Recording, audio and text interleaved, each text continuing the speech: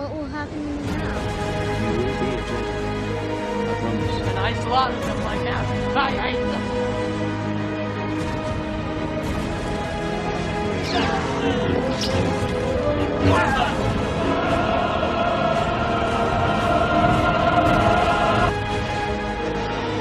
You knew the power.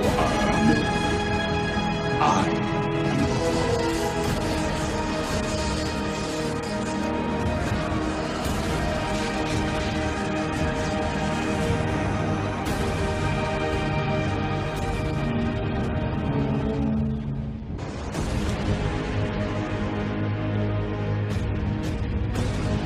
Salut à tous, c'est Star Wars Darkside, j'espère que vous allez bien. On se retrouve aujourd'hui dans cette nouvelle vidéo critique par rapport à l'épisode 5, l'Empire contre-attaque, dans l'ordre chronologique de Star Wars. Après vous avoir présenté les critiques des précédents opus, cette fois-ci on va s'attaquer à l'Empire contre-attaque qui est un film fabuleux. J-3 avant la sortie de The Rise of Skywalker, on s'approche vraiment de plus en plus, j'ai la hype. Et c'est pour ça aussi que cette vidéo critique est là pour vous accompagner, comme je le disais dans mes débuts de critique.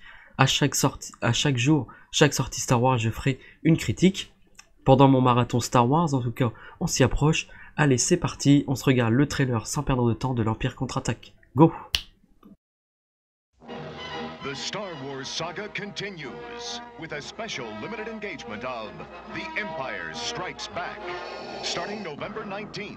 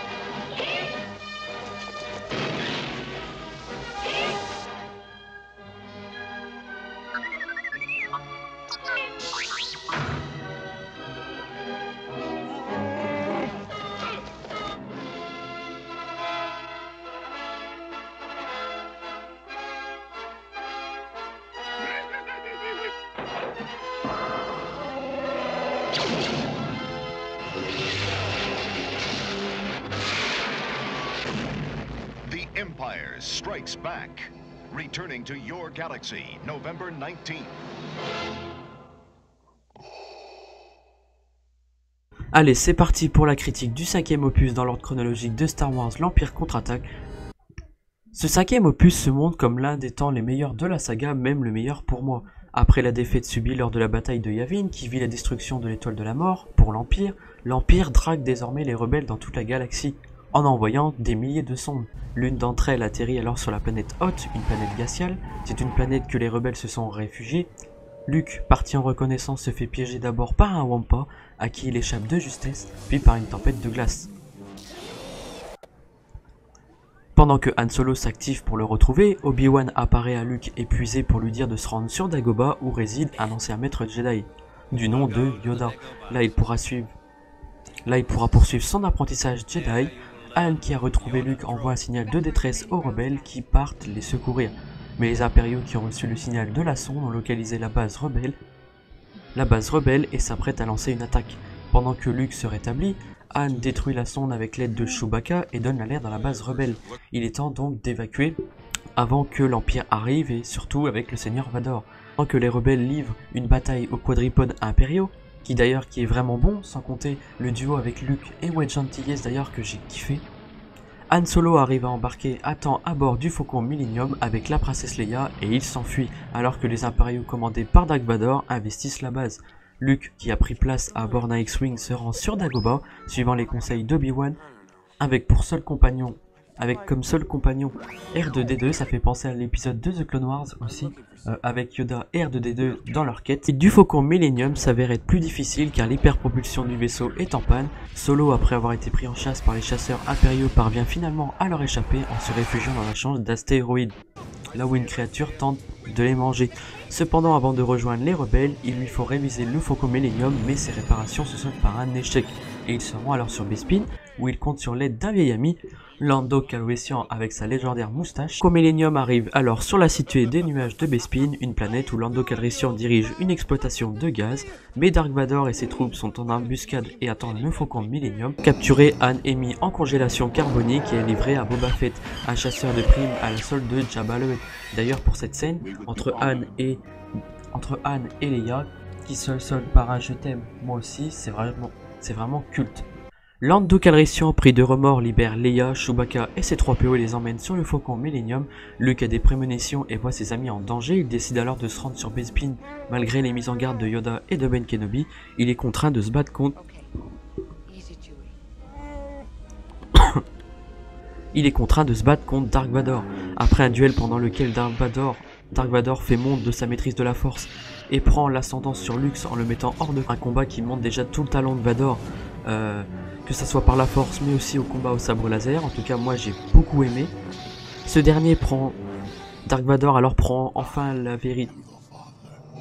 Luke Skywalker apprend alors enfin la vérité sur son père, qui est en fait Dark Vador, seigneur noir des Sith et ancien apprenti de Ben Kenobi.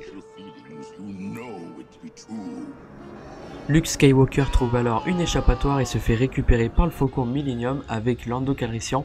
Le Faucon rejoint l'Alliance qui réunit une flotte pour une autre attaque. Franchement, moi j'aime autant chaque film de la trilogie Star Wars, que ça soit l'Empire contre-attaque ou même les autres Star Wars. L'Empire contre-attaque est un formidable spectacle parsemé de moments cultes. L'attraction-répulsion entre Leia et Solo hante l'histoire à jamais, qui est mémorable. Le passage de Luke sur Dagobah dégage une atmosphère unique et il y a des tas de répliques inoubliables. Que j'oublierai jamais, ou même d'autres fans d'ailleurs qui se ressortent. En tout cas, on peut féliciter aussi le metteur en scène qui est Irwin Keschner, car il parvient à réaliser vraiment plusieurs exploits, proposer un film plus spectaculaire et abouti que le précédent, et ainsi entrer pour moi dans la liste des suites des meilleures que l'original en tout cas. Des meilleurs pour moi, densifié déjà par la dramaturgie du récit et ainsi prendre ses distances avec le statut de spectacle vraiment réservé aux seuls enfants, comme l'était l'époque de la prélogie par George Lucas. Lucas fait par ailleurs preuve d'un sens aigu du goût du public dont il a parfaitement saisi les points d'accroche de la saga, qu'il n'hésite pas alors dès lors que l'occasion lui présente de l'intensifier. On retrouve donc une place importante accordée à l'humour pour moi, notamment avec les deux robots R2-D2 et ses 3 PO qui continuent à faire rire, car franchement c'est de l'humour mais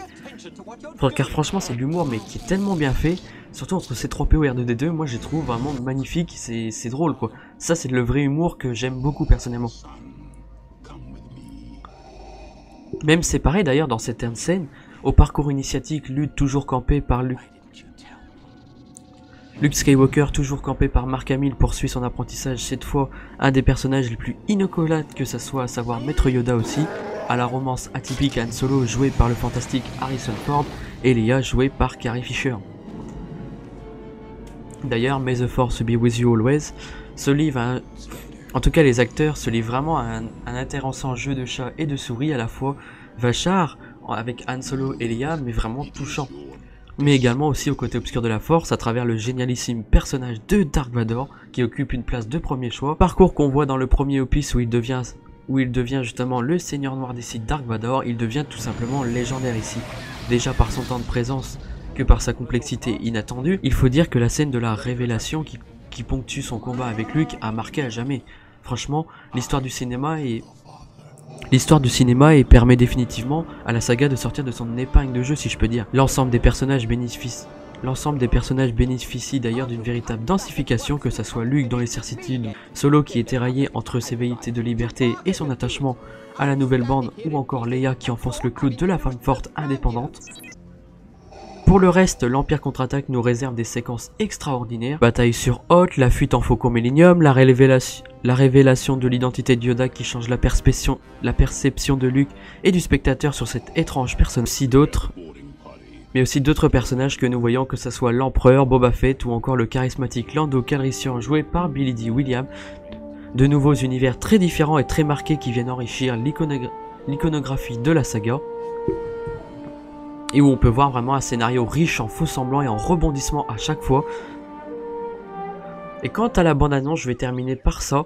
Elle est toujours au sommet avec le légendaire John Williams à la baguette qui peut à nouveau user des thèmes légendaires créés pour le précédent opus et dont on ne s'en lasse jamais pour l'Empire contre-attaque et dont la vie générale le meilleur épisode de la saga pour moi. Et force de constater que malgré les légers défauts du film, franchement il y en a peu, que concernant les séparations du groupe pendant quasiment toute l'intrigue, Luke paraissant parfois bien seul sur Dagobah, il mérite vraiment bien ce statut. En tout cas, on voit que le scénario, c'est là qu'on voit franchement que le scénario est vraiment rempli et bien fait en tout cas. Autant vous dire que ce film est un chef-d'œuvre monumental, en tout cas, on s'en souviendra comme jamais ce film-là, que ça soit Je suis ton père ou encore les phrases aussi entre Hein et Leia, je t'aime moi aussi, sans compter les autres scènes qui sont vachement cool dans cet Empire contre-attaque. En tout cas c'est vraiment bon. Comme je vous ai présenté cette critique, dites-moi dans les commentaires ce que vous en avez pensé par rapport à cette critique et par rapport au film. En tout cas J-3, on s'approche vraiment du but là. J'ai hâte de voir Star Wars 9 et profitez bien et surtout